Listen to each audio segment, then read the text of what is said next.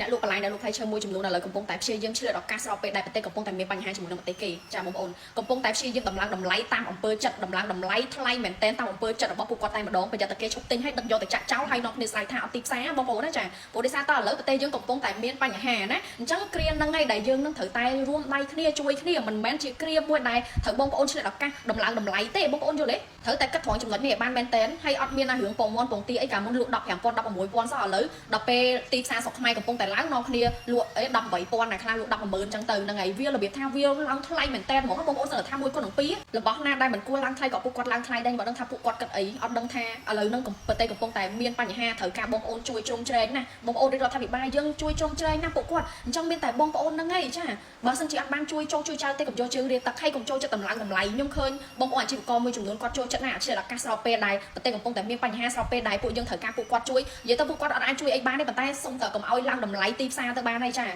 ចង់និយាយថាការមុនធ្លាប់លក់ប៉ុន្មានឥឡូវលក់ប៉ុណ្ណឹងដែរទៅកុំព្យាយាមតម្លើងតម្លៃអាហ្នឹងបើសិនជាបងប្អូនព្យាយាមតម្លើងតម្លៃស្របពេលដែលកំពុងតែមានបញ្ហាចឹងបានន័យថាគេហៅថាជនឆ្លៀតឱកាសហើយពេលនេះគឺជាគ្រាអាសន្នណាបងប្អូនណាអត់អាចតម្លើងតម្លៃបានទេហើយយើងខ្មែរដូចគ្នាតាបើសិនជាបងប្អូនជួយអីអត់បានទេគ្រាន់តែជួយសម្រួលតម្លៃទៅចាជួយសម្រួលតម្លៃទៅចែកគ្នាហូបទៅឬមួយក៏មិនខ្ញុំដឹងថាបងប្អូនយកលុយទៅទិញចាហើយពួកខ្ញុំក៏យកលុយទៅទិញបងប្អូនដែរប៉ុន្តែគ្រាន់តែថាសូមកុំឡើងតម្លៃកុំចាក់កពេកចាម្ហូបពេលខ្លះទៅទិញឥឡូវឃើញចាក់កខ្លាំងមែនតើចាក់កច្រើនណាស់តាមផ្សារតាមភពតាមអីចឹងទៅហើយខ្ញុំដឹងថានាំគ្នាឆ្លៀតឱកាសធ្វើអីចោលឧបមាថាបើសិនជាណាបើសិនជាអត់មានអ្នកទៅទិញហើយបើសិនជាអត់មានទីផ្សារអីចឹងទៅបងប្អូនមិនត្រូវដឹកយកឲ្យបានទាំងអស់នឹងយកតែចាក់ចោលហើយកុំស្រែកថាអត់មានទីផ្សារហើយកុំនិយាយថាខ្មែរអត់ជួយគ្នាមិនបើសិនជាអត់ជួយមិនគេយកលុយយកទៅទិញឲ្យបានបងប្អូនទេយល់ទេអាហ្នឹងដោយសារតែគេឥឡូវហ្នឹងបកមកគ្រប់គ្រងផលិតផលខ្មែរវិញហើយអញ្ចឹងបងប្អូនកុំព្យាយាមតម្លើងតម្លៃកុំព្យាយាមឆ្លៀតឱកាសស្របពេលហ្នឹងឲ្យសោះចាតិចលោឃើញគេឥឡូវគេគ្រប់គ្រងផលិតផលខ្មែរវិញហើយរកទីផ្សារឲ្យខ្មែរវិញហើយអីចេះមួយចុះពីរក៏តំណមគ្នាតម្លើងក៏តំណមគ្នារបៀបថាលក់ថ្លៃតាមអំពើចិត្តអត់មានគិតថាអូឥឡូវហ្នឹងគេនាំគ្នាជួយគ្រប់គ្រងខ្មែរនាំគ្នាជួយគ្នាអត់មាននាំគ្នាជួយកិនចឹងក៏តែពីរឡើងថ្លៃហ្មងបងប្អូនបើសិនជាចង់ឡើងថ្លៃក៏ឡើងទៅប៉ុន្តែគ្រាន់តែថាកុំឡើងខ្លាំងពេកឡើងតែត្រឹម 1% អីបានណាអានេះឡើង1គុណ2 2គុណ10អីអាហ្នឹងបងប្អូនយល់ទេចាបន្លែខ្លះអត់គួរណាឡើងថ្លៃសោះហើយក៏ឥឡូវហ្នឹងពួកគាត់ចាប់ផ្ដើមឡើងថ្លៃបន្តអានេះបាននិយាយអាក្រក់ស្ដាប់ទៅគឺចាក់ក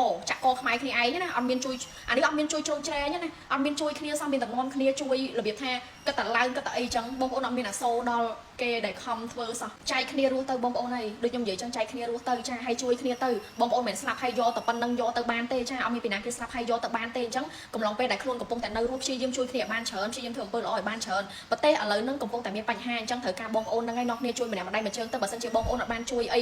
ដល់ជាតិទេមេតាកំណំគ្នាតម្លើងតម្លៃទីផ្សារក៏ដូចជាតម្លើងតម្លៃម្ហូបអាហារសាច់ត្រីអីចឹងទៅចាកុំអីបងប្អូនពេលអត់មានអ្នកណាទិញដល់ពេលទីផ្សារចុះថោកតាំងម្នាក់នាំគ្នាល្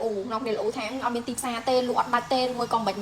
ផ្លែឈើដូចសាវម៉ៅដូចអីចឹងលក់1គីឡូ9,000ឬមួយក៏1គីឡូ8,000អីអត់មានអ្នកទិញទេអានឹងកាលមុនណាបងប្អូនចាអត់មានអ្នកទិញទេឬមួយក៏បន្លែអីផ្សេងចឹងទៅលក់1គីឡូប៉ុណ្ណេះលក់ថោកមែនតែប៉ុន្តែនៅតែអត់មានអ្នកទិញដល់ពេលឥឡូវនាំគ្នាប្រវាយមកគ្រប់គ្រងផលិតផលខ្មែរហើយបាយជាបងប្អូនអាជីវករមួយចំនួនគឺគាត់ខំព្យាយាមតម្លើងតម្លៃដល់ពេលព្យាយាមតម្លើងតម្លៃប្រយ័ត្នតែគេលែងទិញតាំងនាំគ្នាស្រែកម្នាក់ល្អប្រយ័ត្នតែបងប្អូនណាចាយើងមើលអត់ឃើញទេអញ្ចឹងបើសិនជាបងប្អូនខ្មែរយើងងាកមកគ្រប់គ្រងផលិតផលរបស់ខ្មែរហើយសូមមេត្តាបងប្អូនគិតដល់ចិត្តគេផងចាគិតដល់ចិត្តគេអ្នកដែលខំប្រឹងរកលុយយកមកទិញយើងផងព្រោះយើងត្រូវដឹងថាកាលមុនយើងនាំគ្នាស្រែកល្អថាមានអ្នកទិញទីផ្សារអីចុះថោកហើយឥឡូវបងប្អូនខ្មែរយើងនាំគ្នាជួយទៅទិញផលិតផលខ្មែរហើយអញ្ចឹងសង្ឃឹមថាបងប្អូនអាជីវករមួយចំនួនមេត្តាយកយល់ដល់គេអ្នកដែលខំគ្រប់គ្រងក៏ដូចជាអ្នកដែលខំទិញណាបងប្អូនណាចា